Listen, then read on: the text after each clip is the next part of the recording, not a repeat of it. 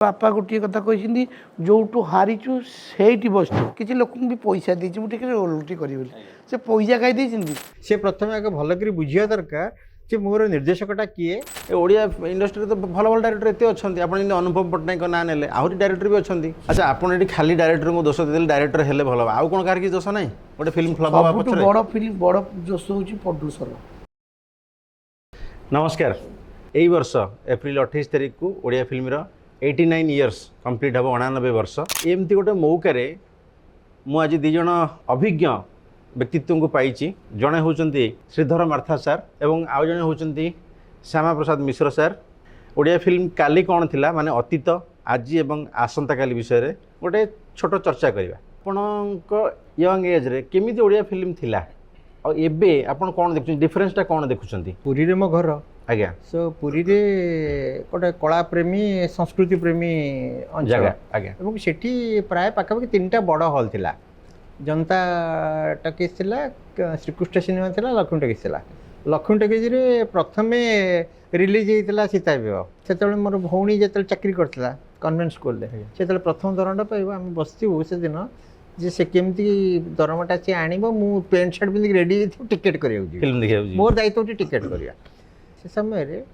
एत गहली थाए एवं टिकेट कराया से जो काउंटरटा थी तादर हाथ पुरे देला मु छोट पिलाटे तो मो हाथ बाहर मुझे गली की भितर भितर पशि पशि पशि पशिक मुझे हाथटा पुरे देवी देकर मो टिकेटा को आने तेणु मोर कहार कारण है एते थिला आग्रह सिनेमा ओडिया फिल्म प्रति क्रेज थिला रिक्शा थिला से रिक्शा रे प्रचार रिक्शा पुरी रे कटक रे जानि बहुत रिक्शा चले बहुत से रिक्शा जो प्रचार रिक्शा से आपणकर रंगीन पेपर थिबो से रंगीन पेपर को से उड़ाउथिबे मनक सपोज नागभाष फिल्म पड़ला नागभाषा से कागज उड़े नागभाषा अमुक दिन उड़े आम दौड़ी घर भर बाहर आमर पुरी रे बालीसाई रे मोर गोटे प्रतिष्ठित घर एवं सेठी मत मो घर भर छाटीपिटी दौड़ी से कागजटा को आनी अच्छा से जो आग्रह थिला तापर धीरे धीरे कौन है से फिल्म को देखी देखी देखिक मुझे गोटे डायरी रखिली माने मोर डायरीटा पिलादिन लिखुଥିଲି ମୁଁ କେତେଟା फिल्म देखिली केतेटा रिपीट कली सेटा मोर पिलादिन थिला तेणु आग्रहटा मूलर थिला से कारण होला जे बहुत भल फिल्म मध्ये होउतला भल लागुतला पूरा परिवार सहित समस्त जाउतलो आपण कहले से दिन आज के दिन 89 18 इयर्स ईयर माने आउ वर्ष को 9 वर्ष 90 जो से क्रेज कहीं ना आपन कहया मु कहूँ से क्रेज अच्छी आज्ञा कौन अच्छी क्रेज आज्ञा डिजिटल क्रेज रहा से आमे इंटरटेनमेंट नथिला दूरदर्शन देखुଥିଲେ फिल्म हॉल को जाई इंटरटेनमेंट नथिला एबे आम हाथ रे ऑल वर्ल्ड इंटरटेनमेंट आम पाखे अछि आपण इते इंटरटेनमेंट देखुसंती तो सिनेमा ताकरे कोन जने आपणकर कहया कथा लोक मानको आहुरी पावरफुल एंटरटेनमेंट दरकार पाउ सुनो सेतबेले सिनेमा खराब होनतला एबे भी सिनेमा खराब होन समय खराब अछि मींस समय चेंज हे गला समय खराब हेनी समय बदल जाई पूरा बदल गला सुविधा सुजोग अलग प्रकार माने जे जोट मिलला हाथ गोड़ लागिबार नै किछि नै बिक्री हेला रोड पर बिक्री हेला मेकिंग करे सुविधा होला इजीली अवेलेबल हे गला कंटेंट अवेलेबल हे कंटेंट इजीली टेस्टी रहला इजीली सेमती सिनेमा तो वर्तमान डिजिटल जमाना रे ताकू कंटेस्ट करिकी कंटेस्ट माने से जो मेकिंग देखुसंती से लेवल को ना से लेवल न हले आपण जो फिल्म करचंदी सांकर जति से फिल्म करचंदी सर आपण को फिल्म करियर भीतर आपण को सबटो भलो फिल्म ले कुडा भाबंते माइंड गेम माइंड गेम रे आज जुगला करछि से आगुरु जोगी करचंदी आपण बेकार सिनेमा कथा देली मथा बेकार सिनेमा मु निजे माने मु जो भूलटा निजे न मानिले मागो के जीवी हमर एटी के भूल मागिने बड़ा जी नहीं भूलटा जे हमें जहा करी छे भूल तो आपण करूनो आपण प्रोड्यूसर पैसा खर्च करते प्रोडक्शन टा ठीक हेलानी पड़ सुन प्रथम भूल कहारा एटी भूल मुंडिया की अछि आपण कहले नहीं सक्सेस हला को समस्त नहीं श्रेय नवा पे समस्त प्रस्तुत हां एटी भूल नवा की अछि कोटी लोक प्रोड्यूसर तार लॉस से भूल मुंडेबो सी गाड़ी शुणव पैसा जीव घर को गला स्त्री गाड़ी कर କ'ଣ ନ ହେଉଛି ନାଇଁ ଖରାପ ହେଲା ବେଳକୁ ରିଏଲି କଥା ଖରାପ ହେଲା ବେଳକୁ ଆକ୍ଟର ମାନଙ୍କୁ ବି ଗାଳି ହେଉଛି ଡାଇରେକ୍ଟର ଆକ୍ଟର ମାନଙ୍କୁ ଗାଳି ହେଉଛି ପ୍ରଡ୍ୟୁସର ମେନ୍ ଫାଇନାନ୍ସିଆଲ ଲସ୍ଟା ସବୁ ପ୍ରକାର ଗୋଟେ ବଡ଼ ଆପଣ ଦେଖନ୍ତୁ ଗୋଟେ ଆକ୍ଟର ଏଇଠି କରିଛି ଆପଣ ମୋ ପାଖ କଲା ଆପଣ ପାଖ କଲା ସମ୍ବାଦ ପାଖ କଲା ସେଠି ଗୋଟେ ହିଟ୍ ହେଇଗଲା ସେ ଆକ୍ଟର ଚାଲିଲା ତାର ଆମେ ପୁଣି ଗୋଟେ କରିକି ଆଉ ଗୋଟେ କଲା ବେଳକୁ କେତେ କଷ୍ଟ କହିଲେ ମୁଁ ସେ କଥା କହୁଛି ଆକ୍ଟର ପାଖରେ ସୁଯୋଗ ରହିଛି କିନ୍ତୁ ପ୍ରଡ୍ୟୁସର ଥରେ ପଇସା ଚାଲିଗଲା ପରେ ଆଉ ତାପରେ ଏଠି କିଏ ପ୍ରଡ୍ୟୁସରକୁ ସମ୍ମାନ ଦେଉଛି କହିଲେ ଗୋଟେ ପ୍ରଡ୍ୟୁସରକୁ କିଏ ଗୋଟେ ସମ୍ମାନ ଅଛି ସେମିତି କିଛି ପ୍ରଡ୍ୟୁସରକୁ ସମ୍ମାନ ଅଛି କିଛି ନାହିଁ ତାର ପଛ ଷ୍ଟୋରିଟା ଯେହେତୁ ଆପଣ ଡାଇରେକ୍ଟ ପ୍ରଡ୍ୟୁସର ଆପଣ ଏବଂ ପ୍ରଡ୍ୟୁସ କରୁଛନ୍ତି ସାର୍ ମାନେ ବ୍ୟାକ୍ ଷ୍ଟୋରିଟା କ'ଣ ହଁ ଆପଣ କହୁଛନ୍ତି ନିଜେ ମାନୁଛନ୍ତି ଯେ ଆପଣଙ୍କ ପ୍ରଥମ ଦୁଇଟା ସିନେମା ଭଲ ହେଇନି ଥାର୍ଡ଼ରେ ଆପଣ ଯେଉଁଟା କଲେ ମାଇଣ୍ଡ ଗେମ୍ ସେଇଟା ଠିକ୍ ଭଲ ହେଇଛି ଆପଣ କହିବା ଅନୁସାରେ ନାଇଁ ମୁଁ ଏଇଥିପାଇଁ କହୁଛି ଭଲ ହେଇଛି ବୋଲି ମୁଁ ନିଜେ ଫିଲ୍ କଲି ମେକିଂ ବଢ଼ିଆ ଷ୍ଟୋରି ବଢ଼ିଆ ବିଜନେସ୍ କ'ଣ କଲେ ହଁ ଠିକ୍ ଅଛି ବିଜନେସ୍ ପଏଣ୍ଟ ଉପରୁ ଛାଡ଼ନ୍ତୁ ପ୍ରଡ୍ୟୁସର ସାଟିସ୍ଫ୍ୟାକ୍ସନ୍ ତାହେଲେ ଆପଣ କହିବା କଥା ପ୍ରଥମ ଦୁଇଟା ଫିଲ୍ମର ମେକିଂ ବି ଏତେ ଭଲ ହେଇନଥିଲା ଷ୍ଟୋରି ବି ଏତେ ଭଲ ହେଇନଥିଲା ଷ୍ଟୋରି ଭଲ ନଥିଲା ରିଅଲିଷ୍ଟିକ୍ ପ୍ରଡ୍ୟୁସର ସାଟିସ୍ଫ୍ୟାକ୍ସନ୍ ହେବା ଦରକାର ପଇସା ତ ସେ ଫିଲ୍ମରେ ଲସ୍ ହେଇଛି ଏ ଫିଲ୍ମର ଲସ୍ ତ ଅଲଗା କଥା ସାର୍ ଆପଣ ଯେମିତି ମୁହଁରେ ଏବେ ମାନିଲେ ଯେ ମୋର ପ୍ରଥମ ଦୁଇଟା ଫିଲ୍ମ ଏତେ ଭଲ ହେଇନଥିଲା ମାଇଣ୍ଡ ଗେମ୍ ଭଲ ହେଇଥିଲା ନିଜେ କହୁଛନ୍ତି ଆପଣ ଯେ କ'ଣ ଡିଫରେନ୍ସ ରହିଲା ଆପଣଙ୍କ ପ୍ରଥମ ଆଉ ମାଇଣ୍ଡ ଗେମ୍ ଭିତରେ ବହୁତ ଆକାଶ ପାତାଳ କେମିତି କହୁ ମୁଁ ନିଜେ ଫିଲ୍ କରୁଛି ଆଚ୍ଛା ଅଡ଼ିଏନ୍ସ ତ କଥା ମୁଁ କହିଲି ପ୍ରଥମେ ଯିଏ ରୋଷେଇ କରୁଛି ସେ ତ ମୁଁ ଟେଷ୍ଟ କରୁଛି ନା ନାହିଁ ଯଦି ସିଏ ନିଜେ ଟେଷ୍ଟ କରୁଛି ଯେ କେତେ ଭଲ ହେଇଛି କେତେ ଖରାପ ହେଇଛି ସେ ଆହୁରି କରିବା ପାଇଁ ଚେଷ୍ଟା କରୁଛି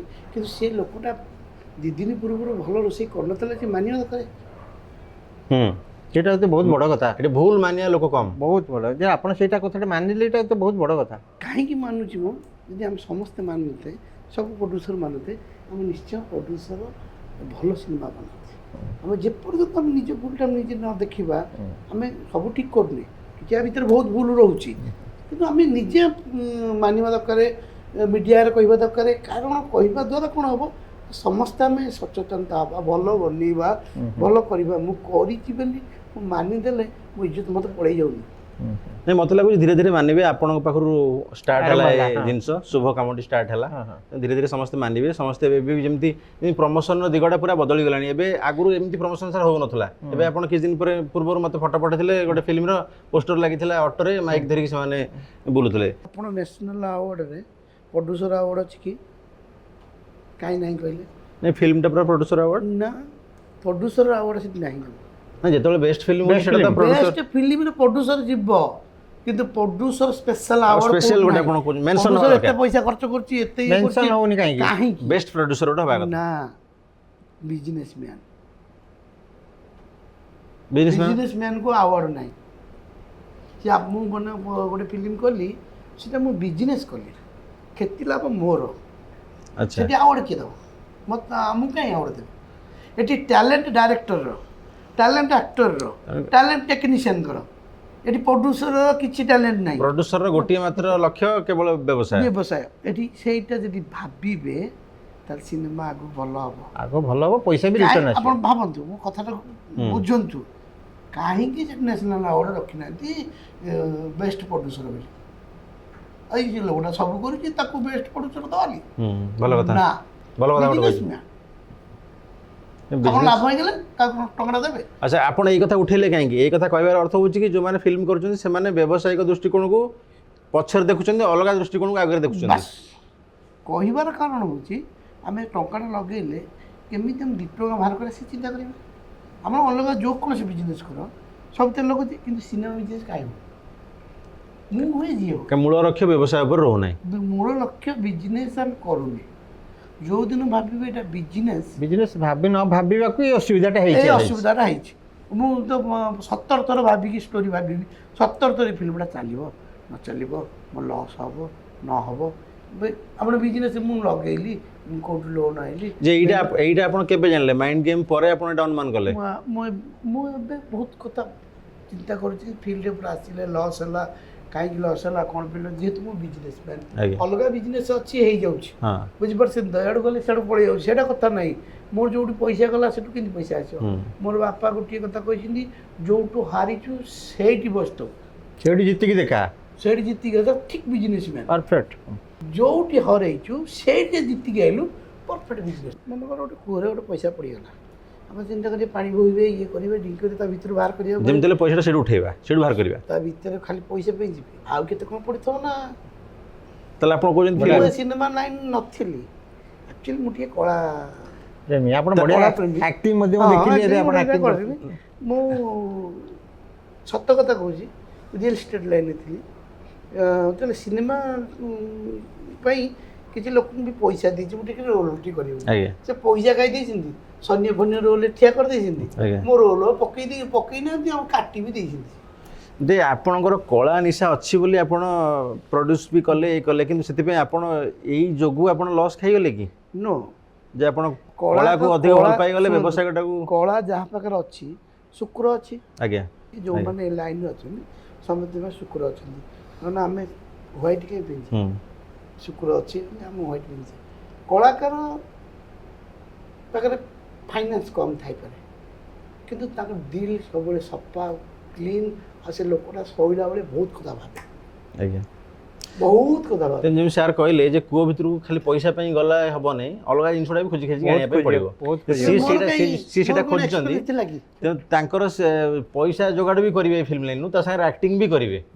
ତେଣୁ ସେ ଯେଉଁ ଅଲଗା ଜିନିଷ ଗୁଡ଼ାକ ହେଉଛନ୍ତି ଆକ୍ଟିଂ ବା ଅଲଗା ଅଲଗା ତାପରେ ରିସର୍ଚ୍ଚଟା ବି କରିବାକୁ ସେ ଯେଉଁ ବର୍ତ୍ତମାନ କହିଲେ ସେଥିରୁ ମୁଁ ଗୋଟେ ଧରିଲି ଯେ ସେ ଧୀରେ ଧୀରେ ଭଲ ଦିଗଟାକୁ ମଧ୍ୟ ସର୍ଚ୍ଚ କରି ଚାଲିଛନ୍ତି। ଆଉ ଗୋଟେ କଥା କହୁଛି ଆମର ଏଠି ଓଡ଼ିଆ ଇଣ୍ଡଷ୍ଟ୍ରିରେ ଧିଅକୁ କେହି ନେବେନି ବୁଝିପାରୁଛନ୍ତି। ନାଇଁ ମୁଁ ଡିସକ୍ଲେମର ପ୍ରଥମେ ପକେଇଦେବି ଯେ ଏଇଟା କୌଣସି ଧିଅକୁ ନେବେନି ପ୍ରଡ୍ୟୁସର ପଛରେ ଡାଇରେକ୍ଟର ପଡ଼ୁଛନ୍ତି କିନ୍ତୁ ଯେଉଁଦିନ ପ୍ରଡ୍ୟୁସର ଡାଇରେକ୍ଟର ପଛରେ ପଡ଼ିବ ସେଦିନ ସିନେମା ହିଟ୍। କାହିଁକି ମୋତେ ପଚାରନ୍ତୁ? କାହିଁକି? କାରଣ ହେଉଛି ଗୋଟେ ଡାଇରେକ୍ଟର ଭଲ ସିନେମା କଲା ଆଉ ଗୋଟେ ସେଇ ପ୍ରଡ୍ୟୁସର ଅପେକ୍ଷା କରି ବସିବ ମୋତେ କେବେ ଟାଇମ୍ ଡେଟ୍ କେବେ ମିଳିବ ମୋତେ Date ସେଇ ମିଳିବ। ଡାଇରେକ୍ଟରର କାରଣ ସେ ଡାଇରେକ୍ଟର ଗୋଟେ ଭଲ ଫିଲ୍ମ ବନେଇ ପାରୁଛି ପ୍ରମାଣିତ ହେଇସାରିଛି। ଯେତେବେଳେ ହର ପଟ୍ଟନାୟକ କି ଯେଉଁମାନେ ସବୁ ସେତେବେଳେ ମହମ୍ମଦ ସେମିତି ହଉଥିଲା ବସିର ସେତେବେଳେ। କି ପ୍ରଶାନ୍ତ ଯେତେବେଳେ ବି ଫିଲ୍ମ କଲା ବେଳକୁ ତାଙ୍କୁ ଅପେକ୍ଷା କରି ରହୁଥିଲେ ଯେ ଏଇ ଲୋକଟା କେତେବେଳେ ଫ୍ରି ହେଲେ ମୋ ପାଇଁ ଗୋଟେ ମୋ ଫିଲ୍ମ ପାଇଁ କରିବ। ଯେମିତି ଆମର ବାବୁସାନଙ୍କୁ ଅପେକ୍ଷା କରି ବସିଛନ୍ତି ବାବୁସାନଙ୍କୁ ଅପେକ୍ଷା କରାହଉଛି। ଅପେକ୍ଷା କରି ବସିଛନ୍ତି କେବେ ଫ୍ରି ହବ Actor ହିସାବରେ। କେବେ free ହବ ଆମେ ଗୋଟେ film ସେମିତି କରିଦବୁ। ଡାଇରେକ୍ଟରକୁ ଅପେକ୍ଷା କରି ବସିବ ଯୋଉଦିନ ସେଦିନ ଫିଲ୍ମ ଭଲ ନ ହବ ମୋତେ କହିବେ କିନ୍ତୁ ବର୍ତ୍ତମାନ ସିଚୁଏସନ ବର୍ତ୍ତମାନ ଓଲଟାଟା ଡାଇରେକ୍ଟର ପ୍ରଡ୍ୟୁସରଙ୍କୁ ଅପେକ୍ଷା କରିବ। ଡାଇରେକ୍ଟର ପ୍ରଡ୍ୟୁସର କେବେ ଫିଲ୍ମ କରେ ସେ ଫିଲ୍ମ କରିବେ କେଉଁ ଗୋଟେ ମାନେ ଡାଇରେକ୍ଟର ପଛରେ କେତେ ଜଣ ପ୍ରଡ୍ୟୁସର ପଡ଼ିଛନ୍ତି ମୋତେ କୁହ। କ'ଣ ପାଇଁ ସେଟା ମାନେ ପ୍ରୋବ୍ଲେମଟା କ'ଣ ପ୍ରାକ୍ଟିକାଲି ଆପଣ ଯେ ପ୍ରଡ୍ୟୁସର ହିସାବରେ କ'ଣ ଗ୍ରାଉଣ୍ଡ ପ୍ରୋବ୍ଲେମଟା କ'ଣ? ଗ୍ରାଉଣ୍ଡ ପ୍ରୋବ୍ଲେମ୍ ଦେଖନ୍ତୁ ମୁଁ କହୁଛି ଅନୁପମ ପଟ୍ଟନାୟକ ସେ ଯେ ଡେଟ୍ ଦେବ ମୋତେ ମୁଁ ଫିଲ୍ମ କରିବାକୁ ରେଡ଼ି ଅଛି ମାନେ କହିବା କଥା ହେଉଛି ଯେହେତୁ ସେ ପ୍ରୁଭ୍ କରି ଦେଖିଦେଲେ ଭଲ ସିନେମା କରୁଛନ୍ତି କରିପାରୁଛନ୍ତି। ସେମିତି କିଛି ଡାଇରେକ୍ଟର ଆସିବା ଦରକାର ଧୀରେ ଧୀରେ ପ୍ରଡ୍ୟୁସର ମାନେ ୱେଟ୍ କରିବା ଦରକାର ଆଙ୍କୁ ଡେଟ୍ ଦେବା ଦରକାର। ଆପଣଙ୍କୁ କେମିତି ଆମେ ଲାଗୁଛି? ହେଲୁ ଫାଇନାନ୍ସିଆଲ ନାଇଁ ସାର୍ ଆପଣଙ୍କୁ ଫାଇନାନ୍ସ ଆମେ ଲଗାଉଛୁ ବିଜନେସ୍ କରିବା ପାଇଁ। ମୁଁ ନେବି ଏଇ ଡାଇରେକ୍ଟର ଗୋଟେ ବ୍ରାଣ୍ଡ ଏ ହିରୋ ବ୍ରାଣ୍ଡ ଇଏ ସବୁ ବ୍ରାଣ୍ଡ ତା ସାଙ୍ଗରେ ବି ଷ୍ଟୋରିଟା ବ୍ରାଣ୍ଡ ହେବା ଦରକାର। ଆଚ୍ଛା ଡାଇରେକ୍ଟର ଷ୍ଟୋରି ନିରେସନ୍ କରିବ ଡାଇରେକ୍ଟର ଷ୍ଟୋରିଟା ଆଣିବ ଭଲ ଡାଇରେକ୍ଟର ହେଇଥିଲେ ଇଆଡ଼ୁ ସିଆଡ଼ୁ ଷ୍ଟୋରି ଦେଲେ କରିବ ନାହିଁ ଭଲ ଆକ୍ଟର ନହେଲେ ସେ ନେବ ନାହିଁ ସବୁ ଭଲ ହେଲେ ଫିଲ୍ମ ଭଲ ହବ। ଆଚ୍ଛା ସାର୍ ଶୁଣନ୍ତୁ ଖାଲି ପଇସା ଖର୍ଚ୍ଚ କରିଦେଲେ ଫିଲ୍ମ ଭଲ ହବ ଆପଣ ତିନିଟା ଫିଲ୍ମ କଲା ପରେ ଏତିକି ମାନେ ଏଇ ଜ୍ଞାନ ପାଇଲେ ଯେ ଗୋଟେ ଭଲ ବିଜନେସମ୍ୟାନ 4-5ଟା ଫିଲ୍ମ କରିସାରିଲେଣି 4-5ଟା କରିସାରିଲେଣି ତାପରେ ଯାଇକି ଆପଣ ଜାଣିଲେ ଯେ ଏଇ ଜିନିଷ ଗୁଡ଼ାକ ପଛରେ ଅଛି। ତେଣୁ ଗୋଟେ ଲୋକ ତ ଗୋଟେ ଫିଲ୍ମ କରିକି ସେ ତ ଅଣ୍ଟା ଭାଙ୍ଗିକି ପଡ଼ିଥିବ ପଇସା ଲସ୍ ହେଲା ପରେ ସିଏ ଜ୍ଞାନ ପାଇଲା ବେଳକୁ ତ ଆଉ ସେଇ ଖାଲି ଘରେ ବସିକି ସେଇ ଲୋକଟା ହିଁ ବଦନାମ କରୁଛି। ସେ ଗୋଟେ ଫିଲ୍ମ ଯେ କରିକି ପଳେଇ ଯାଉନି କି ସେଇ ଲୋକଟା ହିଁ ଇଣ୍ଡଷ୍ଟ୍ରି ବଦନାମ କରୁଛି। ସିଏ କହୁଛି ଏଠି ଲସ୍ ହେଇଗଲା ତ 6ଟା ବଲ୍ ବ୍ୟାଟିଂ କରୁଛ ମାନେ 6ଟା ବଲ୍ ପକେଇବ ନା ସେ ତ ଆଉଟ୍ ନହେଲା ପର୍ଯ୍ୟନ୍ତ ଠିଆ ହେବନି। ଆଜ୍ଞା ଧୈର୍ଯ୍ୟ ପାଉନି କହୁଛନ୍ତି। ଧୈର୍ଯ୍ୟ ନାହିଁ ଧୈର୍ଯ୍ୟ ଏବଂ ଆସିବା ପୂର୍ବରୁ ପ୍ରପର ରିସର୍ଚ୍ଚ ଦରକାର। ତମେ ଆସୁଛ କାହିଁକି ଆଉ ଗୋଟେ ତମେ ହଉଛି ଫାଇନାନ୍ସ ନାହିଁ ଅଧା ଫିଲ୍ମ ପକେଇ ଦେଇକି ପଳେଇ ଯାଉଛ ସୁଟିଂ କରିଦେଉଛ 8 ଦିନ ମାନେ 5 ଲକ୍ଷ 10 ଲକ୍ଷ ଧରିକି ପଳେଇ ଆସିବ କହୁଛି ମୁଁ ଗୋଟେ ପ୍ରଡ୍ୟୁସର ହେଇଯିବି ସେମିତି ସମସ୍ୟା ଅଧା ପାର୍ଟି ଯୋଉ ଖୋଜୁଛନ୍ତି ଅଧା ଫିଲ୍ମ କରି ସରିଲା ପରେ ଆଉ ଜଣଙ୍କୁ ଖୋଜିବେ ଯେ କି କମ୍ପ୍ଲିଟ୍ କରିବ ଅସୁବିଧା ହେଉଛି କ'ଣ ତେଣୁ ଆପଣ କହିଲେ ଯେ ବ୍ୟବସାୟିକ ଦୃଷ୍ଟିକୋଣଟାକୁ ଲକ୍ଷ୍ୟ କରିକି ଆସିବା ଦରକାର ପ୍ରକା ବ୍ୟବସାୟୀ ହେଲେ ଫିଲ୍ମ ସକ୍ସେସ୍ ହେବ ଇଏ ହେଲା ଗୋଟେ କଥା। ଆଚ୍ଛା ମୁଁ ଆଉ ଗୋଟେ କଥା ଉଠେଇବି ଆପଣଙ୍କର ଏଠି ଗୋଟେ ରହିଲା କଥା ଯେ ଭଲ ଡାଇରେକ୍ଟର ହେଲେ ଆମେ ଅପେକ୍ଷା କରୁଛୁ ସିଏ ଆସିକି ଫିଲ୍ମଟେ କରିବ। ଏ ଓଡ଼ିଆ ଇଣ୍ଡଷ୍ଟ୍ରିରେ ତ ଭଲ ଭଲ ଡାଇରେକ୍ଟର ଏତେ ଅଛନ୍ତି ଆପଣ ଯେମିତି ଅନୁପମ ପଟ୍ଟନାୟକଙ୍କ ନାଁ ନେଲେ ଆହୁରି ଡାଇରେକ୍ଟର ବି ଅଛନ୍ତି। ଶୁଣନ୍ତୁ ସିନେମା ହିଟ୍ ହେବା ଦରକାର। କାହିଁ ଅତୀତରେ ଆମର ଅଶୋକ ପତି ସାର୍ ହିଟ୍ ଦେଇଛନ୍ତି, ସୁଶାନ୍ତ ମଣି ସାର୍ ହିଟ୍ ଦେଇଛନ୍ତି, ଆଉ ତାପସ ବର୍ତ୍ତମାନ Majhi market digital market hit ହେବା ଦରକାର। ଆଗରୁ କ'ଣ ହିଟ୍ ତ କିଏ ହେଇଥିଲା ଦରକାର ନାହିଁ, ଯିଏ ହିଟ୍ ଦେବ ଗୋଟେ ଦୁଇଟା ତାପରେ ତାର ବ୍ୟାକ୍ ଟୁ ବ୍ୟାକ୍ 3-4 ଆମେ ଯଦି 2-3 ବର୍ଷର ବ୍ୟାକ୍କୁ ପଳେଇବା 2 ବର୍ଷ ଧରିବା କାରଣ ଡିଜିଟାଲ ଯୁଗଟା ତ ଆସିଲାଣି 5 ବର୍ଷ ହେଲାଣି ଆସିଲାଣି କି 2 ବର୍ଷ ଭିତରେ ଯଦି ଦେଖିବା ବିଜନେସ୍ କେତେ ହେଇଛି ଏବଂ ଲସ୍ କେତେ ହେଇଛି। ମୁଁ ଆପଣଙ୍କୁ ଆଉ ଗୋଟେ କଥା କହୁଛି, ମୁଁ ଆପଣଙ୍କୁ ଗୋଟେ ବଜେଟ୍ ଗୋଟେ ଫିଲ୍ମର £1 କୋଟି ଧର, ମୁଁ £1 କୋଟି ଦେବି, ଆପଣ ଡାଇରେକ୍ଟର ନାଁ କୁହ କେଉଁ ଡାଇରେକ୍ଟର ମୋ ଓଡ଼ିଆ ଇଣ୍ଡଷ୍ଟ୍ରିରେ ଅଛି, £1 କୋଟି ମୁଁ ଦେବି, ମୋତେ £1 କୋଟି ଦେବ, କିଏ ମୋଠୁ ନେବ ଆସ ଏଗ୍ରିମେଣ୍ଟ କରିକି। ଅକ୍ଷୟ ପରିବା ସାର୍ ବି ଏମିତି ଗୋଟେ ଚ୍ୟାନେଲରେ ପଚାରିଥିଲେ ଯେ କିଏ 5 କୋଟି ଟଙ୍କା ମୁଁ ଖର୍ଚ୍ଚ କରି ମୋତେ ରିଟର୍ନ ଦେବ କିଏ ଅଛ ଆସ। ତାହେଲେ କ'ଣ ସେଟା ହେଉଛି ମାନେ ସେ ତ ମାନେ ବିଜନେସ୍ ପାଇଁ ସେ Business ପାଇଁ। ଶିଳ୍ପ ଯୋଉଟା ସିନେମାର ଶିଳ୍ପ ସେ କହିଲେ ହଁ ଯେ ସେମିତି ଡାଇରେକ୍ଟର କିଏ ଅଛ ତମେ ଟ୍ୟାଲେଣ୍ଟ ନାହିଁ। ଆମେ କାହାକୁ ଖରାପ କହୁନୁ, ଖରାପ ନୁହେଁ ସମସ୍ତଙ୍କର ଭଲ ଗୁଣ ଅଛି। କହୁନୁ ଇଏ ଖରାପ ନାଇଁ ସିଏ ଖରାପ ଆପଣ ଖରାପ କହୁନାହାନ୍ତି, ଆପଣ କହୁଛନ୍ତି ଏଇ ଯେଉଁ ଡିଜିଟାଲ ଯୁଗ ଏଇ କିଛି ଦିନ ହେଲା ଯେଉଁ 2-3 ବର୍ଷ 4 ବର୍ଷ ହେଲା ବେଶୀ ଜୋରରେ ମାତି ଯାଇଛି, ଲୋକମାନେ ନେଟଫ୍ଲିକ୍ସ ଯାଉଛନ୍ତି ବା କଣ୍ଟେଣ୍ଟ ଫିଲ୍ମ ଦେଖୁଛନ୍ତି, ସେଇ ସମୟରେ ହିଟ୍ ଦେଇଥିବା ଡାଇରେକ୍ଟରଙ୍କୁ ମାନେ ଆପଣ ଖୋଜୁଛନ୍ତି ଯେ ଏଇ ଯୁଗ ଉପଯୋଗୀ ଡାଇରେକ୍ଟର ଆପଣଙ୍କୁ ଦରକାର। ଯୁଗ ଉପଯୋଗୀ ଦରକାର, ଖାଲି ସିନେମାଟା କରିଦେଲେ ହେବନି, ସିନେମାର 25% ପ୍ରମୋସନ୍। ହଁ ଏଇଟା କିଏ କେଉଁ ଡାଇରେକ୍ଟର ପ୍ରଡ୍ୟୁସର ମୁଣ୍ଡରେ ପୁରଉଛି? ସିନେମା ବଜେଟ୍ କେତେ? ସିନେମା ବଜେଟ୍ 50 ଲକ୍ଷ, ସିଏ ନେଇ 70 ଲକ୍ଷରେ ପହଞ୍ଚେଇ ଦେଇଥିବ, ତା ପ୍ରମୋସନ୍ ପଇସାଟା ସେଇଠି ଖର୍ଚ୍ଚ କରିଦେଇଥିବ। ସେଟା ବି ତ ଡାଇରେକ୍ଟ ପ୍ରଡ୍ୟୁସର ମନେ ମନେ ଭାବିକି ରଖିଥିବ ମୁଁ 20 ଲକ୍ଷ ଖର୍ଚ୍ଚ କରି ତାକୁ ବି ଖର୍ଚ୍ଚ କରିଦେଲେ, ସେ ଖର୍ଚ୍ଚ କରିଦେଲେ, ପୁଣି ସେ 25 ଲକ୍ଷ ଆଉ ଖର୍ଚ୍ଚ କଲାବେଳକୁ ସେ କୋଟି ହେଇଯାଇଥିବ, ତା ଜମିବାଡ଼ି ତ ବିକ୍ରି ହେଇଯାଇଥିବ, ସେତେବେଳକୁ ସେ ତା ପଇସା ବିକ୍ରି ହେଲା ବେଳକୁ ସେଟେଲାଇଟ୍ରେ 25 ଲକ୍ଷ 30 ଲକ୍ଷ ଟଙ୍କା ସେଟେଲାଇଟ୍ ବିକିବାକୁ ବି ସିଏ ବି ନାକଦମ ହେବ। ଆଚ୍ଛା ଆପଣ ଏଠି ଖାଲି ଡାଇରେକ୍ଟରଙ୍କୁ ଦୋଷ ଦେଇଦେଲେ ଡାଇରେକ୍ଟର ହେଲେ ଭଲ ହେବ, ଆଉ କ'ଣ କାହାର କିଛି ଦୋଷ ନାହିଁ? ଗୋଟେ ଫିଲ୍ମ ଫ୍ଲପ୍ ହେବା ପଛରେ ବଡ଼ ଫିଲ୍ମ ବଡ଼ ଦୋଷ ହେଉଛି ପ୍ରଡ୍ୟୁସର। ପ୍ରଡ୍ୟୁସର ମାନେ କମିଟେଡ୍ ଅଛନ୍ତି ତ ଯାହା ପ୍ରଡ୍ୟୁସର ଡାଇରେକ୍ଟର ରିକ୍ୱାରମେଣ୍ଟ ଯାହା ଗୋଟେ ଡାଇରେକ୍ଟର ଚାହିଁବ ମୁଁ ଗୋଟେ ମଲ୍ ଭିତରେ ହିରୋଇନଟାକୁ ଚଲେଇକି ଆଣିବି, ମୁଁ କିଛି ଦିନ ତଳେ ଶୁଣିଲି ଯେ କହିଲେ ମଲ୍ ନାହିଁ ଗୋଟେ କାମ କର କିଡନାପ୍ ତ ଜଣେ ତାକୁ କରିକି ନେବାର ଅଛି, ମଲ୍ ଭିତରୁ ବାହାରିଲା ବେଳକୁ ତାକୁ ଗୋଟେ ପରିବା ଦୋକାନରୁ ଚଲେଇ ଆଣ ତାକୁ କିଡନାପ୍ କରିଦିଅ, ଏକା କଥା ନା ଜଣେ କହିଲେ ତ ଡାଇରେକ୍ଟର ସୁଟିଂ କଲେ ସିଏ କରିଦେଲେ।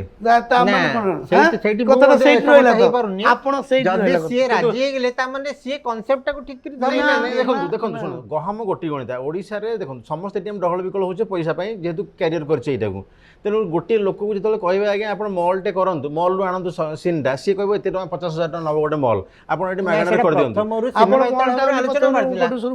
ନାଇଁ ସେ ଷ୍ଟୋରି ନାରେସନ୍ ଏବଂ ପ୍ରଥମ କଥା ହେଉଛି କ୍ୟାରେକ୍ଟରାଇଜେସନ ହେଲିକପ୍ଟର ଆଣିବେ ବୋଲି ଶୁଣନ୍ତୁ ଅଧାରୁ ଆଣି ମୁଣ୍ଡରେ ଶୁଣନ୍ତୁ ମୁଁ ଗୋଟେ ଡାଇରେକ୍ଟର ମୁଁ ଆକୁ କ୍ୟାରିୟର କରିଛି, ଧରନ୍ତୁ ମୁଁ ଆପଣଙ୍କୁ ଯାଇ କହିଲି, ଆପଣ କହିଲେ ନାଇଁ ବାବୁ ହେଲିକପ୍ଟର ମୁଁ ଆଣିପାରିବିନି ତୁ ରାସ୍ତାରେ ଚଲେଇଦେ, ଯଦି କହିଲେ ମୁଁ ଦେଖିଲି ଯଦି ମୁଁ ରାସ୍ତାରେ ଚାଲିବା କଥା ନ ମାନୁଛି ମୁଁ ଡାଇରେକ୍ଟର ହେଇପାରିବିନି, ଆଉ ଜଣେ ବନେଇକି ବସି ନହେଲେ କ'ଣ ହେଲା ଏଠୁ ପୁଣି ଗୋଟେ କମାଇଲେ ଇଣ୍ଡଷ୍ଟ୍ରି କି ପୁଣି ମୋ ସଂସାର ଚାଲିବ କେମିତି? ଆପଣ ସଂସାର କଥା ଭାବିଲେ କାହିଁ ସିନେମା ଇଣ୍ଡଷ୍ଟ୍ରି ତାହେଲେ କାହିଁକି ସେଇଟା ପ୍ରଥମ କଥା। ଏଇ ସିନେମାରେ କେତେ ଲୋକ ଚଳୁଛନ୍ତି ଆପଣ କୁହନ୍ତୁ, ସିନେମାରେ ଆପଣ ପରିବାରଟା କଥା ଚିନ୍ତା କଲେ ଆଉ ଏଠି କେତେ ଲୋକ ଚଳୁଛନ୍ତି? ହେଲିକପ୍ଟର ଯଦି ଆଣିବାର ସେଇଟା ପ୍ରଡ୍ୟୁସର ଯଦି କରିପାରିବେନି ତାହେଲେ ସେଇ ଷ୍ଟୋରି ଧରନି, ଶୁଣନ୍ତୁ ଆଉ ଅନ୍ୟ ଷ୍ଟୋରି ଧର। ଆଉ ଗୋଟେ କଥା, ଏଠି କେତେଟା ପରିବାର ଚଳୁଛି, ଆପଣ ପରିବାର ଚଳିବା ପାଇଁ କେତେ ପରିବାର ଭାବୁଛନ୍ତି ସେଇଟା ଚିନ୍ତା କରନ୍ତୁ। ଆପଣ କହୁଛନ୍ତି ମୋ ପରିବାରଟା କେମିତି ଚଳିବ, ମୁଁ ଆଡଜଷ୍ଟ କରି ଚଳେଇଦେବି, ଅଲଗା ପରିବାର ମରିଯାଉଛନ୍ତି, ସେଟା କେବେ ଭାବୁଛନ୍ତି କି? ଅଲଗା ପରେ ଏଠି ଲଙ୍ଗ ଟର୍ମରେ ମରୁଛନ୍ତି, ଏଠି କିନ୍ତୁ ସଡନଲି ମୋ ଆପଣ କଥା ଭାବୁଛନ୍ତି, କେବେ ଭାବିଛନ୍ତି କି ଟେକ୍ନିସିଆନ କଥା, କେବେ ଭାବିଛନ୍ତି କି?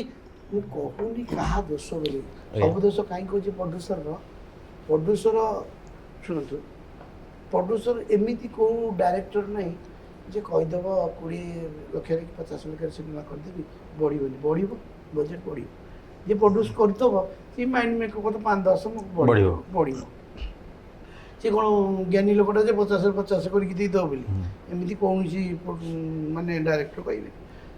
କିନ୍ତୁ ସେ ଲୋକଟା ଯେ ପ୍ରଡ୍ୟୁସ୍ କରିବାକୁ ଆଇଥିବ ଭାବିକି ଚିନ୍ତା କରିକି 1000 ଥର ଭାବିକି ଆସିବା ଦରକାର। ମୁଁ ଏଇ ଯେଉଁ ମାନେ ଗୋଡ଼ ଥଉଛି ଯେଉଁ ଜାଗାରେ ଏଠି କେଡ଼େ ବଡ଼ ପରିବାର ଅଛି, ସେ ଚଳୁଛି, ମୁଁ ଯଦି ମୋର କିଛି ପଇସା ନେଇକି ଏ ପରିବାରକୁ ସେଠି ଦେଇଦେଲି ପୁଣି ସିନେମାଟା ଫ୍ଲପ୍ ହେଇଗଲା ସେଠି କ'ଣ ହେଇଗଲା ନା ଅଲଗା ପରିବାର ଅଲଗା ସିନେମା ପାଇଁ ଲସ୍ ହେଲା। ସେ ଲୋକଟା ପଳେଇବ, ପ୍ରଡ୍ୟୁସରଟା ପଳେଇବ, ଅଲଗା ସିନେମା ପାଇଁ ସେଠି ଗୋଟେ ପୁଣି ଗୋଟେ ଟେକା ପକେଇ ଦେଇକି ଆସିଲା। ମାନେ ଆପଣ କହୁଛନ୍ତି କଳାକୁ ଯଦି ଆମେ ପାଥେୟ କରି ଚାଲିବା ତାହେଲେ ଆମ ପାଖରେ କିଛି ପଇସା ପତ୍ର ଘରେ ବି ଥିବା ଦରକାର। ନାଇଁ ଆମ ବହୁତ ଲୋକ ଚଳୁଛନ୍ତି ଏତେ ନାହିଁ, ବିନା ପଇସାରେ ବି ଚଳୁଛନ୍ତି ନାହିଁ। କେମିତି ଚଳୁଛନ୍ତି? ଭଲ ସିନେମା ହେଲେ 5ଟା ପ୍ରଡ୍ୟୁସର ନୂଆ ଆସିବ, ବାହାର ପ୍ରଡ୍ୟୁସର ସକ୍ସେସ୍ ହେଲେ ନିଶ୍ଚୟ ଆସିବ। ସକ୍ସେସ୍ ହେଲେ ଦମନ ସକ୍ସେସ୍ ହେଲା, କିଛି ଲୋକ କଲେ ଫିଲ୍ମ କରିବାକୁ, କର୍ମ ସକ୍ସେସ୍ ହେଲା, କିଛି ଲୋକ ଫିଲ୍ମ କରିବା ପାଇଁ ଆସୁଛନ୍ତି, ଇଣ୍ଟରେଷ୍ଟ ବଢ଼ୁଛି, କେତେ କ୍ୟାମେରା ଡେଲି 7ଟା 8ଟା ଜାଗାରେ ସୁଟିଂ କରୁଛି।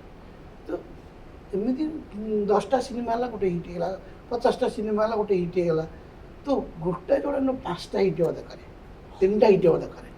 ଆପଣ କହୁଛନ୍ତି ହିଟ୍ ହେଲେ ଭଲ ହେଲେ ତାପରେ ବଢ଼ିବ, ଏଇଟା ସତ କଥା। ମୁଁ ଆପଣଙ୍କୁ ଗୋଟେ କଥା ପଚାରି, ମୁଁ ବହୁତ କହୁନି କୌଣସି ଡାଇରେକ୍ଟର କହୁନି, ନାଇଁ ଆପଣ ଇଣ୍ଡିଭିଜୁଆଲି କାହାକୁ କହୁନାହାନ୍ତି, କିନ୍ତୁ କହୁନି କୌଣସି ପ୍ରଡ୍ୟୁସରକୁ ସମସ୍ତଙ୍କର ଆବଶ୍ୟକତା ମୋର ରହିଛି। ଯେତିକି ଜ୍ଞାନ ଅଛି, ମୋର ଭୁଲ ହେଇପାରେ, ମୋ କଥାରେ ଭୁଲ ହେଇପାରେ, ମୁଁ ଯେତିକି ଫିଲ୍ କରୁଛି, ମିଶିଛି, ବୁଲିଛି, ସବୁ ଜାଣିଛି। ମୁଁ ତ ଗୋଟେ ଅଲଗା ଇଣ୍ଡଷ୍ଟ୍ରି ଥିଲି, ମୁଁ କାହିଁକି ଛାଡ଼ି ଛୁଡ଼ିକି ସେଠି ଟଙ୍କା ଗଦାର ଶୋଇଥିଲି, ଏଠି ଛାଡ଼ି ଛୁଡ଼ିକି ଆସିକି ଏଇଥିରେ କାହିଁକି ମାତିକି ବୁଲିଛି, ଥରେ ଗୋଡ଼ ପୁରେଇ ଦେଇଛି, ଏଠି ମୁଁ ବାହାରିକି ଯଦି ଆପଣ ତ ପଳେଇବି, କୂଅରେ ପଇସା ପକେଇଛନ୍ତି, ନ ବାହାରିଲା ଯାଏଁ ଆପଣ ବାପା କହିଛନ୍ତି ରହିବ ଆଉ ସେଠି କହିଛି ଆଜ୍ଞା। ମୁଁ ବାହାର କଲା ପର୍ଯ୍ୟନ୍ତ ପାଣି କୋଉଦିନ ଶୁଖିବ ତାକୁ ବାହାର କରିବି, ବୁଝିପାରୁଛନ୍ତି? ଖାଲି ପଇସା ନା ତା ସାର୍ ଅଲଗା ଜିନିଷ ବି ବାହାର କରିବି, ବାହାରିବ। ସେ ଅପେକ୍ଷା କେତେ ଧୈର୍ଯ୍ୟ ଦରକାର, ନିହାତି ଦରକାର। ଆଜ୍ଞା। ବହୁତ ଲୋକ ବହୁତ କଥା କହିବେ, ବୁଝିପାରୁଛନ୍ତି? ନାଇଁ ମୋର କହିବା କଥା ସାର୍ ଯୋଉ କଥା କହିଲେ, ଏଇ ଯୋଉ କଥା କହିଲେ ଏକ୍ସପିରିଏନ୍ସ 3ଟା ସିନେମା କଲା ପରେ ଏକ୍ସପିରିଏନ୍ସ ପାଇଲେ, ପ୍ରଥମ ଲୋକଟା ଆସିଥିବ ଲସ୍ କରିଦିଅ ଘରକୁ ପଳେଇବ, ତ ଆପଣ କୁହନ୍ତୁ ଏଇ ବିଷୟରେ କ'ଣ କରିକି ଆସିବା ଦରକାର? ଗୋଟେ ହେଉଛି ଟିମ୍ ୱାର୍କ। ଏଇଟା ଗୋଟେ ସିନେମା କେବେ ହେଲେ ଗୋଟେ ପ୍ରଡ୍ୟୁସର ବା ଡାଇରେକ୍ଟର ଉପରେ ଯାଉନାହିଁ, ଗୋଟେ କମ୍ପ୍ଲିଟଲି ଟିମ୍ ୱାର୍କ। ଯେତେବେଳେ ପଇସା ଖର୍ଚ୍ଚ କରିବାକୁ ଜଣେ ପ୍ରଯୋଜକ ଆସୁଛନ୍ତି, ସେ ପ୍ରଥମେ ଆଗ ଭଲ କରି ବୁଝିବା ଦରକାର ଯେ ମୋର ନିର୍ଦ୍ଦେଶକଟା କିଏ ଏବଂ କାହାଣୀଟାକୁ ସେ କେଉଁ ବାଟେ ନେଇକି ନେଉଛି ଏବଂ ସେ ବିଜନେସଟା କେମିତି ହେବ, ତା ପବ୍ଲିସିଟି କେମିତି ହେବ ଏବଂ ଭାଗ ବାଣ୍ଟିକିରି ରଖିବ। 5-10 ଲକ୍ଷ ଟଙ୍କା ଯେଉଁ ଏକ୍ସଟ୍ରା କହୁଛନ୍ତି ସେଇଟା ହେବ, ବର୍ଷାଟା ହେଇଗଲା, ଆଜି ବନ୍ଦ ହେଇଗଲେ ଆପଣଙ୍କର ଗଲା ସେଠି 2 ଲକ୍ଷ ଟଙ୍କା, ସେଇଟା ରହିବ।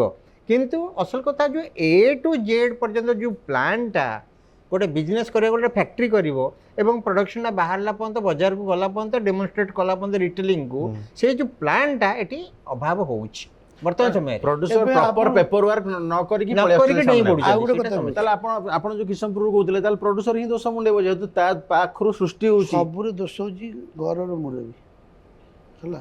ଆଚ୍ଛା ହଉ ସାର୍, ଆଉ ଗୋଟେ କଥା ମତେ କୁହନ୍ତୁ, ଆଉ ଗୋଟେ କଥା କୁହନ୍ତୁ, ଯଦି ଠିକ ହେଇଗଲା ତାହେଲେ ସବୁ ଚାଲିବ, ପରିବାର ସବୁ ଠିକ ଚାଲିବ। ଆଚ୍ଛା ମୁଁ ବହୁତ ଗୁଡ଼ାଏ ସାର୍ ବହୁତ ଗୁଡ଼ାଏ ପ୍ରଡ୍ୟୁସର ତ ନିଜେ ମୁଁ ସାର୍ ବହୁତ ଗୁଡ଼େ ମୁଁ ବହୁତ ଗୁଡ଼ାଏ ଦେଖିଛି ସାର୍ଙ୍କର ବାଇଟ୍ରେ ଦେଖିଛି, ଚର୍ଚ୍ଚା ବି ବହୁତ ହେଇଛି ଆମର ମାଇଣ୍ଡ ଗେମ୍ ନେଇକି। ତାର ବଜେଟ୍ କାଳେ 5 କୋଟି ଟଙ୍କା ଥିଲା, 5 କୋଟି ଟଙ୍କା ସାର୍ ଥିଲା, ଯାହା ବି ହଉ ମାନେ କ୍ରୋଡ଼୍ସରେ ଥିଲା। ଆଚ୍ଛା ମୁଁ ଖାଲି ଟିକେ ଆପଣଙ୍କୁ ଗୋଟେ କଥା ପଚାରିବି, ଯେ ଆପଣ ଜାଣିଛନ୍ତି ଓଡ଼ିଆ ଫିଲ୍ମରେ ପଇସା ଲଗେଇଲେ ଆସିବା କଷ୍ଟକର ହେଉଛି, ଅଳ୍ପ ହଲ୍ ସଂଖ୍ୟା, ଦର୍ଶକ ଆଦୃତି ନାହିଁ, ସେ ସମୟରେ ଆପଣ ଏତେ ବଡ଼ ରିସ୍କ କାହିଁକି ନେଲେ? ବୁଝେଇ ଦେଉଛି, ମୁଁ ଓଡ଼ିଆ ଫିଲ୍ମ କରିନି। ଆଚ୍ଛା, ଓଡ଼ିଆ ସହ ହିନ୍ଦୀ ଅଲଗା କରିଛି, ତେଲୁଗୁ 5ଟା ଲାଙ୍ଗୁଏଜରେ, ତାମିଲ କରିଛି, ସବୁ ସିନେମା ମୋର ଗୋଟେ ଅଲଗା ସ୍ୱପ୍ନ, ଅଲଗା ଇଏରେ ମିଶିକିରି ସେ ବଜେଟଟା ମିଶିକି ବଜେଟଟା ମୋ ଫିଲ୍ମ ଲସ୍ ହବନି। ଆପଣଙ୍କୁ ମୁଁ ପ୍ରୁଭ୍ କରି ଦେଖେଇବି, ସେ ସେଟେଲାଇଟ୍, ଡିଜିଟାଲ ଲାଇଟ୍ ତାର ସବୁ ବିକ୍ରି ହେଇନି କିଛି, ମୁଁ ରଖିଛି, ବୁଝିପାରୁଛନ୍ତି ତ? ଯଦି ସିନେମା ମୋର ଭଲ ନ ହେଇଥାନ୍ତା ତ ବିକ୍ରି ହେଇଥାନ୍ତା। ହେଲେ ଏପର୍ଯ୍ୟନ୍ତ ସାର୍ କେବଳ ଓଡ଼ିଶାରେ ରିଲିଜ୍ ହେଇଛି, ଓଡ଼ିଶାରେ ରିଲିଜ୍, ଅଲଗା ଲାଙ୍ଗୁଏଜରେ ଓଡ଼ିଶାରେ ଯେତେବେଳେ ଏ ଫିଲ୍ମଟା ରିଲିଜ୍ ହେଲା ମୋତେ ଗୋଟେ ବହୁତ ଭଲ ଓଡ଼ିଆ ଲାଗିଲା। ଆଉ ସମ୍ବଲପୁରରେ ବି ରିଲିଜ୍ ହେଇଛି। ହଁ, ମୋତେ ଗୋଟେ ବହୁତ ଭଲ କଥାଟା ଏଇ ଫିଲ୍ମ ଉପରେ ମୁଁ କହିବି, କାରଣ ଯେତେବେଳେ ମୋତେ ଭାରି ପସନ୍ଦ ଲାଗେ ମନୋଜ ମିଶ୍ରଙ୍କର ଅଭିନୟକୁ, ବିକଜ୍ ଆମର ତରଙ୍ଗରେ ମୁଁ ଥିଲାବେଳେ ସିଏ ଗୋଟେ ବହୁତ ଭଲ ଅଭୟ ବୋଲି ଗୋଟେ ସିନେମାରେ କରିଥିଲେ, ଯେଉଁଟାକି ମୋର ପରିବାର, ମୁଁ ନୁହେଁ ଏକୁଟିଆ, ମୋ ପରିବାର ମୋତେ ଆଜି ପର୍ଯ୍ୟନ୍ତ ମନେ ରଖିଛନ୍ତି, ଦେଖିଲେ ତାଙ୍କ ଦୂରରୁ ଖୁସି ହୁଅନ୍ତି। କାହିଁ ଖୁସି ହୁଅନ୍ତି? ମନୋଜ ମିଶ୍ରକୁ ଦେଖିକି ଖୁସି ହୁଅନ୍ତିନି, ସିଏ ଅଭିନେତାଟାକୁ ଦେଖିକିରି ଖୁସି ହୁଅନ୍ତି। ଏବଂ ସିଏ ଯେତେବେଳେ କରାହେଲା, ସେ ଫିଲ୍ମଟା ଯେତେବେଳେ କରାହେଲା, ଆଉ ଗୋଟେ ଜିନିଷ ଆଡ଼୍ କରିବାକୁ ସେ କହିଲେ ଯେ ମୁଁ ସମ୍ବଲପୁରୀ ଲାଙ୍ଗୁଏଜରେ ମୁଁ ସେଟାକୁ ମଧ୍ୟ ଆଉ ଥରେ କରିବି, ଯେଉଁଟାକି ମୋତେ, ମୁଁ ସେତେବେଳକୁ ଟେଲିଭିଜନରୁ ଆସିକିରି ମୁଁ ଏଇ ଲାଇନ୍ରେ ଆସିଗଲିଣି। ମୋତେ ସେତେବେଳେ ବହୁତ ଭଲ ଲାଗିଥିଲା, କାରଣ ଆମେ ଦେଖୁଛୁ ଯେ ଓଡ଼ିଶାରେ ଯେତିକି ହଲ୍ ଅଛି ଅଲରେଡ଼ି ତ ମାନେ 150 ହଲ୍ରୁ କଟି କାଟିକି ଆମର କେତେଟା 45-50ଟା ହଲ୍ରେ ଆମେ ଚାଲିଛି, ଆମେ ଏଥିରେ ପଇସା ବାହାର କରିପାରିବାନି, ଯେତେ ବାଡ଼ି ପିଟି ହେଲେ ବି ବାହାରିବନି। ତେଣୁ ଆମେ ଯଦି ଆଉ ଗୋଟେ ମନେ କରନ୍ତୁ ୱେଷ୍ଟର୍ଣ୍ଣ ଓଡ଼ିଶାରେ ଆମେ ଯଦି ଲାଙ୍ଗୁଏଜ୍ ଚେଞ୍ଜ କରିକି ଆମେ କିଛି କରିଦେଲେ, ସେଇଟାକୁ କିଛି ଖରାପ ନୁହଁ, ଆଉ କିଛି ଭଲ ବାହାରିଲା। ବ୍ୟବସାୟିକ ଦୃଷ୍ଟିକୋଣ ବ୍ୟବସାୟ ଦୃଷ୍ଟିରୁ ଏଟା ବହୁତ ଭଲ, କିଛି ଖରାପ ନଥିଲା। ଏ ଯେଉଁ ମାଇଣ୍ଡ ଗେମ୍ କଥା ପ୍ରାୟ ସମୟ ଚର୍ଚ୍ଚା ହେଉଛି ଭିତରେ ମାଇଣ୍ଡ ଗେମ୍ ଯେତେବେଳେ ସିନେମା ଆରମ୍ଭ ହେଲା, ରିଏଲିଷ୍ଟିକ୍ ସିନେମା, ରିଏଲିଟି କି ଗୋଟେ ସତ୍ୟ ଘଟଣା ଉପରେ ଆଧାରିତ ସିନେମା, ସେଇ ଲେବୁଲ୍ର ସିନେମା ମୁଁ ବନେଇଛି। ଆଜ୍ଞା ଯେଉଁ ଲେବୁଲ୍ରେ ସିନେମା ହିନ୍ଦୀ ତେଲୁଗୁରେ ହୁଏ, କାରଣ ହିନ୍ଦୀ ତେଲୁଗୁ ସିନେମାଟା ଆଜ୍ଞା ତାକୁ ଓଡ଼ିଆ ଲାଙ୍ଗୁଏଜ୍ ଯେହେତୁ ମୁଁ ଓଡ଼ିଆ, ହଁ ନହେଲେ ମୁଁ ହିନ୍ଦୀ ତେଲୁଗୁ କରିଥାନ୍ତି, ଏଠିକା ଓଡ଼ିଆ ହଁ କରିଥାନ୍ତି। ହଁ ହଁ ଯେହେତୁ ମୁଁ ଓଡ଼ିଆ, ମୋ ଭାଷାଟାକୁ ଛାଡ଼ି ନିଶ୍ଚୟ ନିଶ୍ଚୟ ସେ ହିନ୍ଦୀ ତେଲୁଗୁରେ ସିନେମାଟା ହେଲା। ସେ ଡାଇରେକ୍ଟର ବି ହିନ୍ଦୀ ତେଲୁଗୁ ଡାଇରେକ୍ଟର, ଆକ୍ଟର ବି ସବୁ ହିନ୍ଦୀ ତେଲୁଗୁ ଆଣିଥିଲେ, ଆଉ ଓଡ଼ିଆ କିଛି ଥିଲେ। କାରଣ ବିକିବି ନହେଲେ ହଁ ହଁ ମାନେ ସେଠି ନ ବିକିବି ନିଶ୍ଚୟ, ନିଶ୍ଚୟ, ନିଶ୍ଚୟ। ଆକ୍ଟର କ'ଣ ନଥିଲେ, ମୁଁ ସେଠି ନାଇଁ ନାଇଁ ଯୋଉ ଯୋଉ ଯୋଉ ଲାଙ୍ଗୁଏଜରେ ବିକ୍ରି ହେବ ସେଇ ସେଇ ଲାଙ୍ଗୁଏଜ language ରେ ଟାର୍ଗେଟ କରିକି ସେମାନେ actor ବି ରହିବା ଦରକାର। ଦରକାର ନିହାତି। ଓଭରଅଲ୍ ଆମେ ଦେଖିବାକୁ ଗଲେ ସବୁର ଆବଶ୍ୟକତା ରହିଛି, ତା ଭିତରେ ବିଶେଷ କି ପଏଣ୍ଟ ଗୁଡ଼ିକ ଆପଣ କହୁଛନ୍ତି ପ୍ରପର ପ୍ଲାନିଂ ସହ ପ୍ରଡ୍ୟୁସରଟେ ଆସିବା ଦରକାର, ଆଉ ଉଦ୍ଦେଶ୍ୟ ତାର ମୁଖ୍ୟ ଉଦ୍ଦେଶ୍ୟ ହେବା ଦରକାର ବ୍ୟବସାୟିକ ସଫଳତା, କାରଣ ସିଏ ସଫଳତା ପାଇଲେ ଆଉ ଗୋଟେ ଫିଲ୍ମ କରିବ, ତାପରେ ଲୋକମାନେ ସମସ୍ତେ ବଞ୍ଚିବେ ଖାଲି ବଢ଼ିବେ। ସିଏ ପାଇବନି, ଆଉ 5 ଜଣ ଆଉ ଯୋଉ 5 ଜଣ ପ୍ରଡ୍ୟୁସର ଥିବେ ପାଇବେ। ସେମାନେ ଆଗ୍ରହୀ କି ଆସିବେ। ମୁଁ ଆଗ୍ରହୀ କି ବହୁତ ଇଣ୍ଟରଭ୍ୟୁରେ ବସିଛି, ବହୁତ ଇଏ କରିଛି, ଏ ବିଷୟରେ କେବେ ଡିସ୍କସନ୍ ହେଇନି। ଆଜ୍ଞା ଆମର ମୁଁ କହିଦେଉଛି ଗୋଟେ ପ୍ରଡ୍ୟୁସର ଫାଇନାନ୍ସ ଏ ବିଷୟରେ ଆଜ୍ଞା ହଁ ପ୍ରଡ୍ୟୁସର ଆଉ ଫାଇନାନ୍ସର ଫାଇନାନ୍ସର ପ୍ରଡ୍ୟୁସର କାହାକୁ କୁହାଯାଏ, ଫାଇନାନ୍ସର କାହାକୁ କୁହାଯାଏ। ଆଜ୍ଞା ଗୋଟେ ପ୍ରଡ୍ୟୁସରର ସବୁଥିରେ ଦଖଲ ଥିବା ଦରକାର, ନିଶ୍ଚୟ ସେ ହେଲା ପ୍ରଡ୍ୟୁସର। ଯିଏ ବିଜନେସ୍ କରୁଛି ସବୁଥିରେ ଆଇଡ଼ିଆ ଥିବା ଦରକାର, ସେ କ୍ୟାପ୍ଟେନ୍। କ୍ୟାପ୍ଟେନ୍ ଆଉ ଆଇଡ଼ିଆ ତ ଥିବା ଗୋଟେ ଦରକାର। ପଇସା ଲଗେଇ ଦେଲେ ଗୋଟେ ଫିଲ୍ମଟେ ହେଲେ ସେ ପ୍ରଡ୍ୟୁସର ନୁହଁ, ସେ ଫାଇନାନ୍ସର। ଫାଇନାନ୍ସର ଆଉ ପ୍ରଥମ ଯେଉଁ ଲୋକଟା ଆସିଥିବ ସେ ପ୍ରଡ୍ୟୁସର ନୁହଁ, ସେ ଫାଇନାନ୍ସରେ ଆସିଲା। ମାନେ ଆପଣ କହିବା କଥା ଗୋଟେ ଦିଟା ସିନେମା କଲା ପରେ ଯାଇକି ପ୍ରପର ପ୍ରଡ୍ୟୁସର ହେଇପାରିବ ଜଣେ। ଅଭିଜ୍ଞତା ଗୋଟେ ଇଚ୍ଛା ଜିନିଷ- ଥିଲେ ଗୋଟେ ଶୁଣନ୍ତୁ, ସେଟା ବି ଗୋଟେ ଇଚ୍ଛା ଥିଲେ। ଏମିତି ଆପଣ ଦେଖନ୍ତୁ ଯେତେ ସବୁ ଭଲ ଭଲ ପ୍ରଡ୍ୟୁସର ଅଛନ୍ତି, ସେ 5ଟା 10ଟା 15ଟା ରମେଶ ବାରିକ କରିଛି 24ଟା ସିନେମା କଲେଣି, ସିଏ କ'ଣ କେତେ ଲସ୍ କେତେ କ୍ଷତି କେତେ କ'ଣ ଜାଣିନି, ସେ କାହିଁକି ସେଠି ବସିକି ରହିଛି ଫିଲ୍ମ କରୁଛି, ସେ କୂଅରେ ପଇସା ପକେଇ ଦେଇଛନ୍ତି। ପଇସା ପକେଇଛି। 24 ପରେ ଆଉ 3ଟା କଲେଣି। ହଁ ଆପଣ 27 ଦେଖନ୍ତୁ ହବ। କାହିଁକି ମୁଁ କହୁଛି, ହୁଏତ ତାର ଗୋଟେ ଫିଲ୍ମ ଯେ ଛକି ଛକି ଥବ, ଗୋଟେ ଭଲ ଫିଲ୍ମ ପଳେଇ ଆସିଲା, ସେ ଫିଲ୍ମଟା ମନେକର ଓଡ଼ିଆ ହିନ୍ଦୀରେ କରିଛି, ହିନ୍ଦୀ ହେଇଗଲା, 100 କୋଟି କଲେକ୍ସନକୁ ପଳେଇଲା, 100 କୋଟି କଲେକ୍ସନକୁ ପଳେଇଲା, ତାପରେ ତା ଯେତେ ଫିଲ୍ମ କରୁଛ ସବୁ ପଇସା ବାହାରି ହେଲାନି। ନିଶ୍ଚୟ ନିଶ୍ଚୟ ତ ସେମିତି ଗୋଟେ ଦିନ ଆସିବ, ଲାଗି ରହିବା ଦରକାର। ଆପଣ ଗୋଟେ ଦିନ ଆପଣ ଖାଲି ଭଗବାନ ଆପଣଙ୍କୁ ଖାଲି ଦୁଃଖ ଦେବା ସୁଖ ଦେବନି, ନିଶ୍ଚୟ ଦୁଃଖ 3 ଭାଗ ସୁଖ 1 ଭାଗ, ସେ ମିଶେଇକି ଦେଉଛନ୍ତି। ରାତି ଆସିଲେ ତାପରେ ସକାଳଟା ଆସିବ, ପୁଣି ଅପେକ୍ଷା କର। ମିଶେଇକି ଦେଉଛନ୍ତି, ତା ଭିତରେ ଆମେ କିଛି ପଇସା ପାଇଯାଉଛୁ ସେ ଥିଏଟରରୁ, କିଛି ପଇସା ଲସ୍ ହେଇଯାଉଛି, କିଛି ଏଠୁ ଡିଜିଟାଲରୁ ପାଇଯାଉଛେ, କିଛି ଗୀତ ବିକି ପାଇଯାଉଛେ, ଏମିତି କରିକି ଆମେ ଚଲେଇଛେ। ତାପରେ ଆଉ ଗୋଟେ ଜିନିଷ ମୁଁ କହୁଛି, ଆମର ଆଉ ଗୋଟେ ଜିନିଷ ବନ୍ଦ କରିବା ଦରକାର। କ'ଣ ନା ସିନେମା ଯେଉଁ ଆମର ରିଲିଜ୍ ହେଉଛି, ଯେଉଁ କରୁଛନ୍ତି ପ୍ରିମିୟର୍ସ, ସେଇଟାକୁ ଟିକେ ମତେ ଭଲ ଲାଗେନି। କାହିଁକି ସାର୍ ପ୍ରିମିୟର ଶୋଟା ତ କେବଳ ଶୁଣନ୍ତୁ, ସ୍ପେଶିଆଲ ଲୋକ ନା ମାଗଣା ଲୋକ ଯାଆନ୍ତି, ମୁଁ କହିବି ଖରାପ ବା ଭଲ ବା। ହେଲେ ସେ ତ ଗୋଟେ ଲିମିଟେଡ୍ ନା ସାର୍, ସେ ଲିମିଟେଡ୍ ଯେଉଁ ଲୋକଟା ଯାଇଥିଲା ତାପରେ ଟିକେଟ୍ କାଟିକି ଦେଖିବ କି? ନାଇଁ ସିନେମା ତ ଆପଣ କୁହନ୍ତୁ, ଯେଉଁ ଲୋକଟା ସେଦିନ ଦେଖିଦେଲା ସେ ସିନେମାଟାକୁ, ତାହେଲେ ସେଇଠି ଗୋଟେ ଖାମରେ ପଇସା ଦେଇଦେବୁନି। ନା ନା ସାର୍ ଶୁଣନ୍ତୁ, ସେତେ ତ 100-200 ଲିମିଟେଡ୍ ଲୋକ ଦେଖିଲେ, ସିଏ କ'ଣ 200 ଲୋକ ପାଇଁ ଫିଲ୍ମ ବନେଇଥିଲା କି? 200 ଲୋକ ନୁହଁ, ଟଙ୍କାଟା ହେଲେ ବି ସେ ପ୍ରଡ୍ୟୁସର କାମ ଦେବ।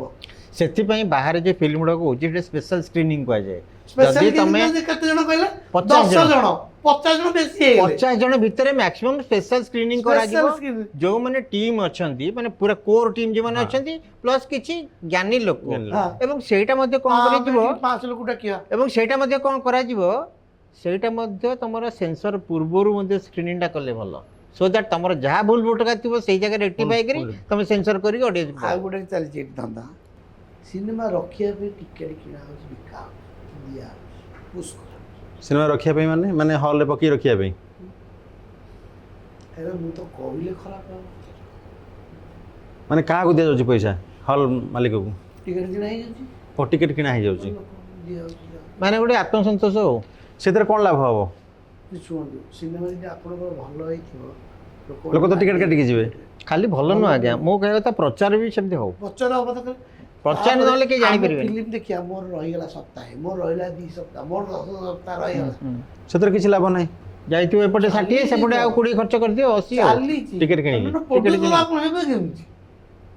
ଓହୋ ନାଇଁ, ସେଇଟା ଗୋଟେ ମାନେ ନିଜର ମାନେ ଆପଣ କହିବା କଥା ଯେ ନିଜର ମାନେ ଇମେଜଟାକୁ ରଖିବାକୁ ବଞ୍ଚେଇ ଆପଣ ରଖିବାକୁ। ପଇସା ଖର୍ଚ୍ଚ କରିଦେବେ ପଛେ ଇମେଜଟା ରଖିବାକୁ ବହୁତ ଦିନ ରହିବେ। ଓଲଟା ଓଏ ଓଲଟା କିନ୍ତୁ ଏମିତିରେ ଏଥିରେ ଓଲଟା ହେଉଛି ବୋଲି ଆପଣ ଓଲଟା କହୁଛନ୍ତି। ଓଏ ଓଲଟା ଓଏ ଓଏ। ସେଇ ପଇସାଟାକୁ ଫିଲ୍ମ ଲଗେଇଥାନ୍ତେ ଓଲଟା ହୁଏ। ଓଏଟା ଓଲଟା ତମ ଟିକେ ମୁଁ ସବୁବେଳେ ଅରବିନ୍ଦ କହିଛି ଶୁଣନ୍ତୁ। ଯେ ପ୍ରମୋସନଟା ବହୁତ ଇମ୍ପୋର୍ଟାଣ୍ଟ। ନିଶ୍ଚୟ। ଆଉ କାହାଣୀକି ନେଇକିରି ପ୍ରମୋସନ କର। ଏଠି ଓଡ଼ିଶାରେ ଗୋଟେ ପିଆର ନାଁ କହିଲ ପିଆର କ'ଣ କହିଲେ ଏଠି ଓଡ଼ିଶା ପ୍ରଡ୍ୟୁସର ବୁଝିନଥିବ ଯାହା ପଣକ ଏପଟ ସେପଟ କରି ଚଲେଇଛି ହର ଭାଇ ଅଛନ୍ତି, ପ୍ରଣୟ ଭାଇ ଅଛନ୍ତି, କେତେ ଜଣ ଅଛନ୍ତି ଚଲେଇଛି ଜଣେ ଅମର- କିନ୍ତୁ ପ୍ରପରଲି ତାର ସ୍କେଚ୍ କରିକି ଡିଜାଇନର ପ୍ରଡକ୍ସନ ପବ୍ଲିସିଟି ଡିଜାଇନର ଡିଜାଇନର ଦରକାର ପବ୍ଲିସିଟି କର ମ୍ୟାନେଜର ହେଇକି ସେ ନୁହଁ। ଏତିକି ପଇସା ଦଉଛି ଭାଇ ଟିକେ କରିଦେଲୁ ସେମିତି ନୁହଁ ଭାଇ କି- ଏତିକି କି- ଟଙ୍କା ଦେଲେ ମୁଁ ନେବିନି କିନ୍ତୁ ସାର୍ ଏଇଟା ଗୋଟେ ପଜିଟିଭ ଦିଗ ଯେ କରିଦେ ଟିକେ ପୋଷ୍ଟର ବାହାର ପେପର ବାହାର କରିଦେ କରିଦେ ହେଇଗଲା କଣ ଏବେ ତ ଯାହା 2-4 ନାଁ ଆପଣ କହିଲେ ପ୍ରଣୟ ଭାଇଙ୍କ ନାଁ ହଉ ହର ଭାଇଙ୍କ ନାଁ ହଉ ହେଲା, କିନ୍ତୁ ଆଗରୁ ତ ଏସବୁ ନଥିଲା। ଶୁଣନ୍ତୁ ଆଗରୁ ଅଲଗା ହୁଏ ଆଗରୁ ବର୍ତ୍ତମାନ ଥିଲା। କଥା କୁହ ଆଗରୁ ଅଲଗା କଥା ସିଷ୍ଟମ ମୁଁ- ଥିଲା। ଆଗରୁ ମୂଳରୁ ହୋର୍ଡିଂ ତ- ଥିଲା ହୋର୍ଡିଂ ଥିଲା। ଆଗରୁ ହୋର୍ଡିଂ ଥିଲା ଏଇ ଆଗରୁ କାଗଜ ବୁଲେଇକିରି ପକଉଥିଲେ ନାଇଁ, ସବୁ ଅଲଗା। ଏବେ ସିଷ୍ଟମ ବଦଳିଲା। poster ଥିଲା। ଆଗର ଜିନିଷ ଅଲଗା ଏବେର ଅଲଗା ଏବେ ଆପଣ ପ୍ରମୋସନ ଡିଜିଟାଲ ପ୍ରମୋସନ ଅଛି ପବ୍ଲିସିଟିର ତରିକା ବଦଳି ଯାଇଛି। ତରିକା Publicity ପୁରା ବହୁତ- ବଦଳି ଯାଇଛି ଏବେ ଯଦି ହିଟ୍ କରିବେ ଆପଣ ସିନେମା ଆପଣଙ୍କର ଜ୍ଞାନ ଅଛି ବୋଲି ହିଟ୍ ହବ 5ଟା ସିନେମା କଲା ପରେ ଯାଇକି ଏବେ ଜାଣୁଛନ୍ତି ଯେ ମୁଁ ମାନେ ଟିକି ରହିଲେ ହିଁ ମୋ ପଇସାଟା ଆସିପାରିବ। ଏଇ ଜ୍ଞାନଟା ଯଦି ଆପଣଙ୍କର ପ୍ରଥମରୁ ଥାନ୍ତେ ଆପଣ ଲସ୍ ମାନେ କୂଅ କାହାଣୀଟା ଭଲ ଲାଗିଲା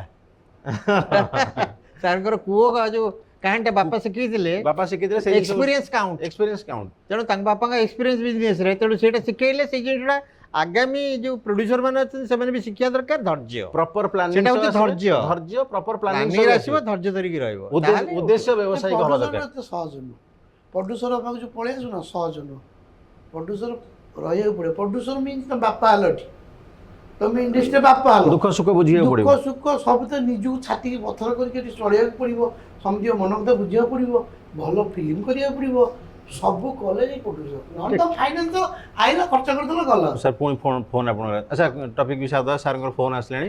ପୁଣି ଆଉ ଗୋଟେ ଚର୍ଚ୍ଚାର ସହ ଆମେ ପୁଣି ଆପଣଙ୍କ ସହିତ ଖୁବ୍ ଶୀଘ୍ର ଆସିବୁ। ବହୁତ ବହୁତ ଧନ୍ୟବାଦ।